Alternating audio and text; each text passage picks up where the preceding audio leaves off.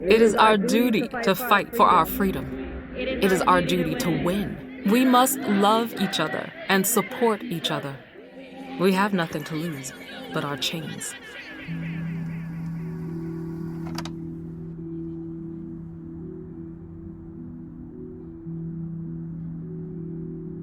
All right, my name is Jeffery Haas, and I was along with Flint Taylor and some other people from the People's Law Office, the counsel for the families of Fred Hampton and Mark Clark in our civil suit against the city and the raiders and eventually the FBI.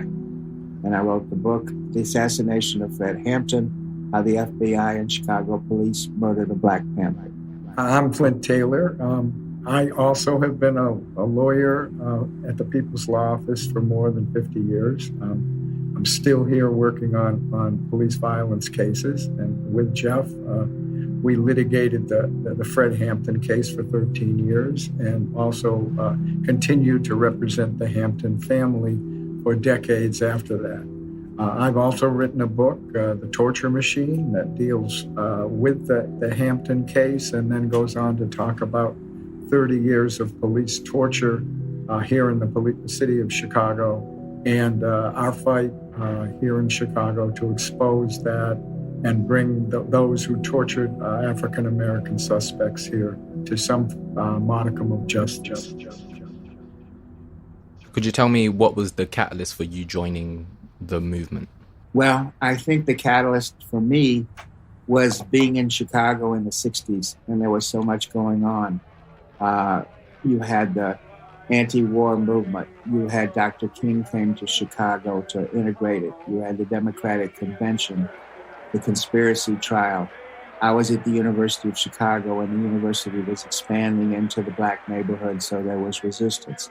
So there were just so many things going on, and one of my classmates was Bernadine Doran, who was one of the founders of SDS and the Weathermen, and she actually assigned me to work with a civil rights lawyer in the South one summer. So I think all these, I guess I was liberal coming into law school, but I think these forces made me much more radical. And then hearing Fred Hampton speak kind of put me into at least a revolutionary category, because I heard Fred speak and he demanded everyone stand up and say, I'm a revolutionary. And I wasn't able to do that the first 3 times he chanted that. But by the end, I think I was just chanting as loud as everyone else. We might not be back. I might be in jail. I might be anywhere. But when I leave, you can remember I said with the last words on my lips that I am a revolutionary. Well, I came to Chicago a few years after Jeff did in 1968. He came from Atlanta. I came from Boston. But we came together in starting the People's Law Office. Me as a student, Jeff as a young lawyer in 1969. And we began to represent the Panthers and the Young Lords, also other organizations like SDS and the Weathermen. So during that period of time in 1969, I became radicalized partly by the events that were going on in the country in terms of the fighting against the war in Vietnam, the shootouts that were happening with the Panthers and the police. And I got to know not only Fred Hampton a bit, but also his family and many Panthers whom we represented. And they were very much instrumental in organizing my views in terms of racism and the justice system or the injustice system. And of course, when both Jeff and I and others in the office on December 4th mobilized to deal with the murders of Fred Hampton and Mark Clark, my going to the apartment and Jeff going to the jail, that is cemented, I believe, in many ways, not only our own dedication to fighting against racism and injustice, but that of the People's Law Office, which at that point was only 5 months old. But we continue to exist, fighting some of the same fights and struggles today, some 51, 52 years later. by 69, most of the leaders of the Panthers were either in jail or had fled to Algeria, like Eldridge. Huey and Bobby were in jail, and the Panther 21 trial was going on. So there was a lot of national spotlight on Fred. Well, we heard that, of course, Bobby Seale was bound and gagged in Chicago in the fall of 69. The defendant Seale was then returned to the courtroom, but continued to shout through the gag. The court then ordered the marshal to reinforce the gag. The gag was then reinforced, and the defendant Seale was returned to the courtroom. Eventually, the jury was allowed in the courtroom for the afternoon session. So Fred was the one who stood outside the courthouse and talked about him, and that image of him bound and gagged in a chair, which was so reminiscent of slavery, went viral worldwide. So I think not only did Bobby Seale in the conspiracy trial get publicity, but Fred speaking outside and calling the world's attention to that did. Bobby Seale is going through all types of physical and mental torture. So we're going to see about Bobby, regardless of what these people think we should do. Because school is not important and work is not important. Nothing's more important than stopping fascism, because fascism will stop us all. We're going to see about Bobby because Bobby came and saw about us. And there also, Fred did go out to the West Coast, and he was being considered for a position of national leadership in the Panthers at that time. There are mixed reports whether they had decided that, but he was certainly being considered at that time. I think he had Elaine Brown talks about how powerful he'd been. He'd given a speech in Oakland, and they were aware of what a powerful speaker he was, and what a warm personality it was, and how good he was at attracting and inspiring people. Mm-hmm. And leading up to December 4th, there was an attack on the Panther office by the CPD. What do you guys know about that? Well, there were several attacks on the Panther offices during the latter half of 1969, and also an attack by the FBI on the Panther offices in June of 1969. And several of those resulted in shootouts between the police and the Panthers, and of course many arrests for attempted murder on police officers. And it culminated in November of 1969 when there was a shootout between two Panthers and police that left one Panther, Jake Winters, and two police officers dead. And that was in November, 2 or 3 weeks before the actual raid on the Black Panther Party apartment where Fred Hampton and Mark Clark were murdered on December 4th. What happened on December 4th from your perspective? Well, I had been at the Panther office 2 days before, because the Panthers had raised money to buy their office because they had been shot up so many times that they were being evicted. So they wanted to own their office. So I actually was supposed to come back on December 4th to get Fred to sign the contract. They raised the money. But instead, on December 4th of 1969, there was a knock on my door about 6 a.m. And I went to the back door, and there was my law partner, Skip Andrew, already in a suit and tie. And I said, "What's going on?" And he said, "They killed the chairman this morning. The pigs vamped on his crib." And I said, "What?" And he said, "There was a raid this morning. Fred and somebody else was killed. There were people shot." And he said, "I'm going with Bobby Rush to the morgue to identify the body, and then we're going to the apartment because they didn't have it sealed." And I said, "Well, what should I do?" And so we decided that I would go to the jail. 3 of the 9 people in the apartment had not been shot. They had just been beaten up after the raid.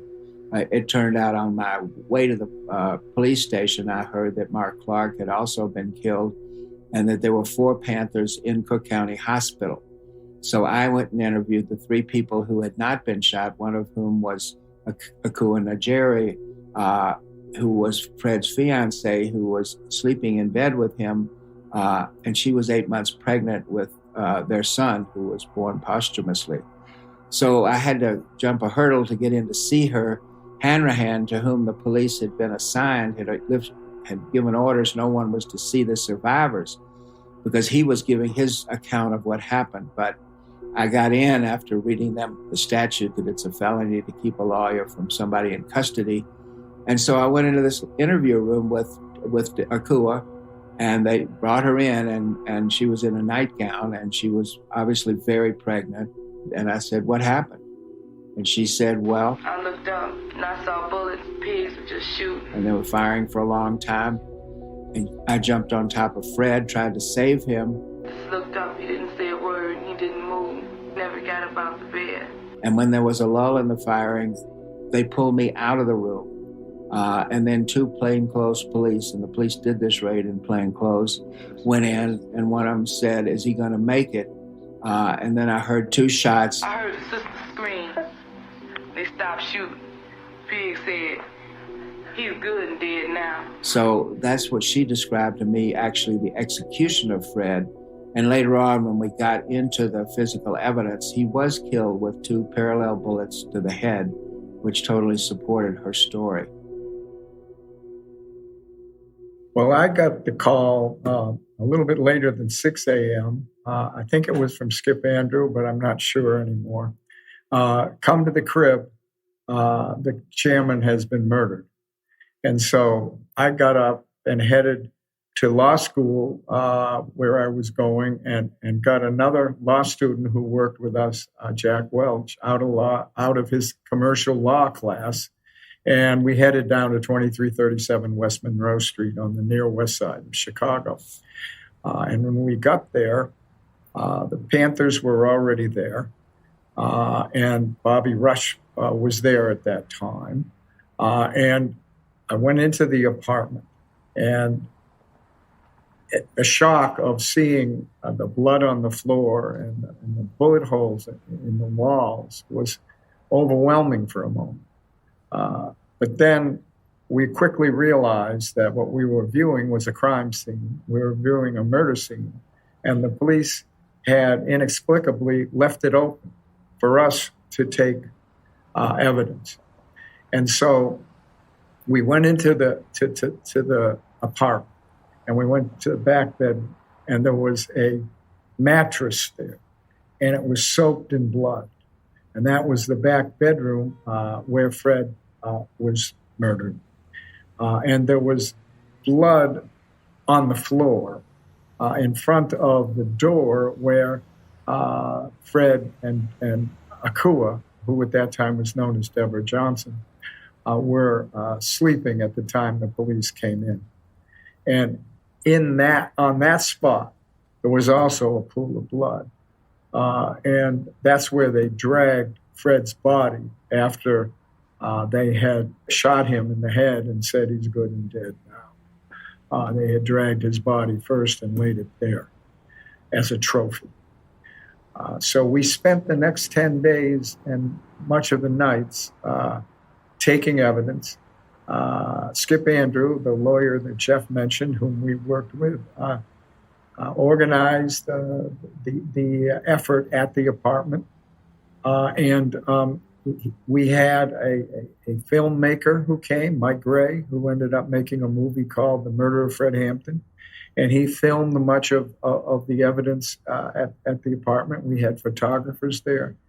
And what we quickly understood was that, unlike what the Chief Prosecutor Hanrahan was saying, that it was a shoot-in, not a shoot-out. All the bullets went in one direction through the paper-thin walls. We learned that many of those bullets were fired by a machine gun that was manned by a cop by the name of Gorman. And ultimately, our ballistics folks determined that there were over 90 shots fired by the police in that apartment. And at most one by Mark Clark, most likely when he was shot as the police came in and the bullet went up into the ceiling. The Panthers led tours of the apartment for that 10-day period, pointing out the bullet holes, every day they would bring the bloody mattress back to where it was in the bedroom, and they would lock it up at night. And so thousands of people from not only the community, but from around the Chicago area came through and saw what happened. They saw what happened. And one moment that I'll never forget, being there for all those 10 days and taking the evidence, was an older African-American woman was looking on the tour. She looked at the walls, the blood. She shook her head and said, "Ain't nothing but a northern lynching."